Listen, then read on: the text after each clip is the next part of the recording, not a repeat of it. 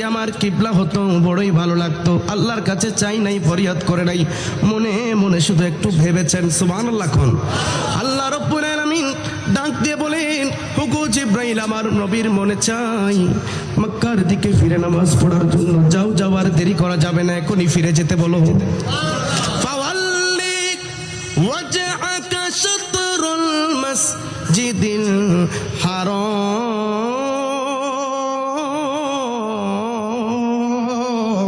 আল্লাহর নবী হযরত সাইয়েদনা ইব্রাহিম আলাইহিস সালামকে আল্লাহ খলিল বলেছেন।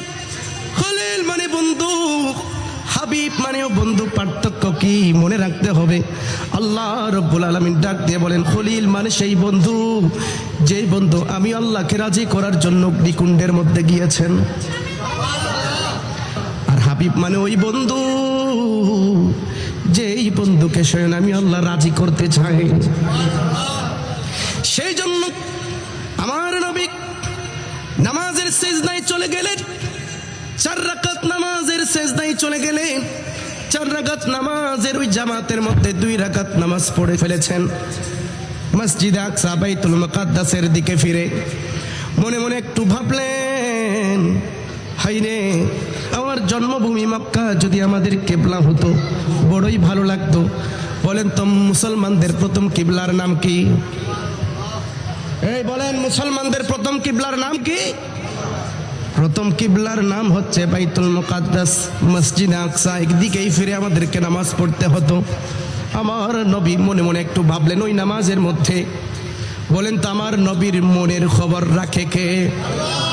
আমার নবী মনে মনে একটু ভাবলেন যে আমার জন্মভূমি মক্কা যদি আমার কিবলা হতো বড়ই ভালো লাগতো। আল্লাহর কাছে চাই নাই, ফরিয়াদ করে নাই, মনে মনে শুধু একটু ভেবেছেন। সুবহানাল্লাহ। কোন আল্লাহ রাব্বুল আলামিন ডাক দিয়ে বলেন, হুগো জিব্রাইল, আমার নবীর মনে চাই মক্কার দিকে ফিরে নামাজ পড়ার জন্য। যাও যাও, আর দেরি করা যাবে না, এখনই ফিরে যেতে বলো।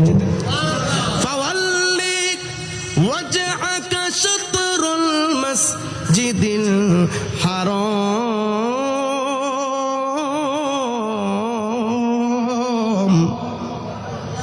হে হাবিব, 2 রাকাত নামাজ আপনি পড়ে ফেলেছেন, বাকি 2 রাকাত আপনি এখনই খানে কাবার দিকে ফিরে নামাজ পড়েন। আমার নবী ওই নামাজের মধ্যে সাথে সাথে ফিরে যেতে লাগলেন। সুবহানাল্লাহ। নামাজের মধ্যে ফিরে যেতে লাগলেন। বিয়াদব তোমরা যারা বলো নবী আমার মতো, বলেন তো আমার হুজুর 4 রাকাত আসরের নামাজ পড়াচ্ছে, 2 রাকাত নামাজ পড়িয়েছে, আর 2 রাকাত নামাজের মধ্যে যদি আপনাদেরকে নিয়ে এভাবে ফিরে যাই, নামাজ কি থাকবে নাকি যাবে? এই জুড়ে বলতে হবে, নামাজ কি থাকবে নাকি যাবে? নামাজ যাবে। আমার নবী তো ফিরে গিয়েছে। এভাবে সাহাবায়ে কেরামও সাথে সাথে ইউটার্ন করতে লাগলেন, ফিরে যেতে লাগলেন। সুবহানাল্লাহ। কোন নামাজ কি আছে? নবীর নামাজ গেছে নাকি আছে? আছে। তো নবী তোমার মতো বলো বিয়াদব। আজকে এগুলোর প্রতিবাদ করতে গেলে আমাদেরকে গরম সুন্নি মারাও, আমাদেরকে গরম সুন্নি মারাও। মনে রাখতে হবে, নবীর শানে মুস্তাফার বিরুদ্ধে যারা কথা বলবে তাদের সাথে আমাদের কখনো আপোষ চলবে না। দুহাত তুলে বলেন ঠিক কিনা? নবী নামাজের মধ্যে ফিরে যেতে লাগলেন, সাহাবায়ে কেরাম ফিরে যেতে লাগলেন। আপনি আমি হলে বলতাম, হুজুর আল্লাহু আকবার, আপনি কোন দিকে ফিরেন? ফিরে যাওয়ার জন্য আল্লাহ বলছিল। আর আমার নবীর মন চাই খানে কাবার দিকে ফিরে নামাজ পড়তে। ওই নামাজের মধ্যে এভাবে ইউটার্ন করতে লাগলেন। সাহাবায়ে কেরাম ইউটার্ন করতে লাগলেন। কোনো আওয়াজ নাই, কোনো শব্দ নাই। নামাজ শেষ, নামাজ শেষ। আমার নবী বলে, আমার নবী ডাক দিয়ে বলেন, কি ব্যাপার সাহাবায়ে কেরাম, তোমাদের কোনো আওয়াজ নাই নামাজের মধ্যে? এত বড় একটি ঘটনা ঘটে গিয়েছে। সাহাবায়ে কেরাম ডাক দিয়ে বলেন, ইয়া রাসূলুল্লাহ, আল্লাহ এবং রাসূল এটা ভালোই জানে, আমাদের জানার দরকার নাই। আপনি ফিরে গিয়েছেন, আমরাও ফিরে গিয়েছি। আপনার কদমে আমার বাবা কুরবান, আপনি নবীর কদমে আমার মা কুরবান, আমার স্ত্রী, আমার সন্তান, নয় নয় আমার জান পর্যন্ত ইয়া রাসূলুল্লাহ আপনি নবীর কদমে কুরবান।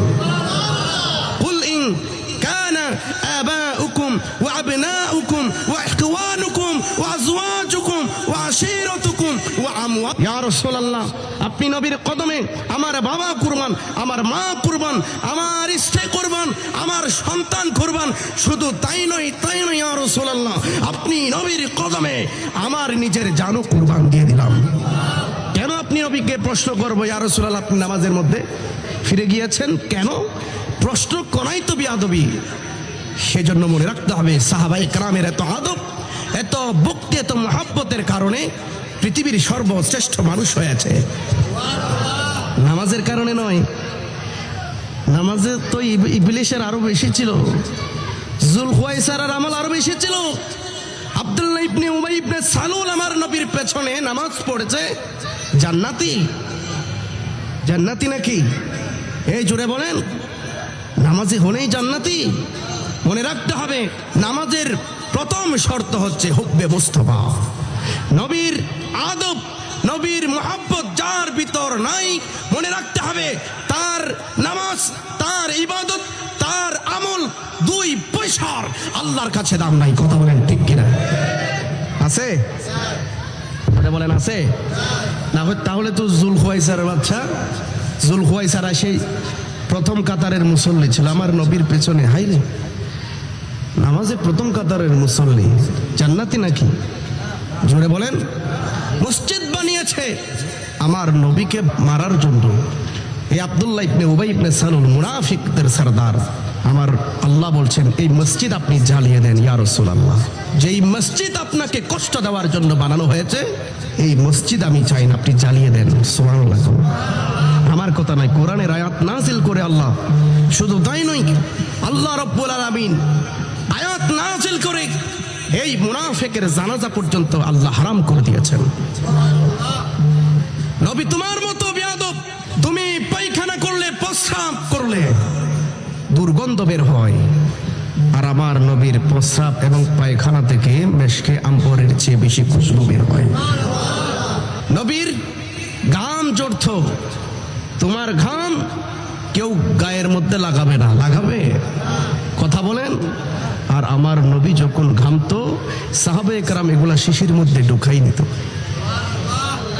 নবী তোমার মতো, আমার নবীর খাদেমা উম্মে আইমান,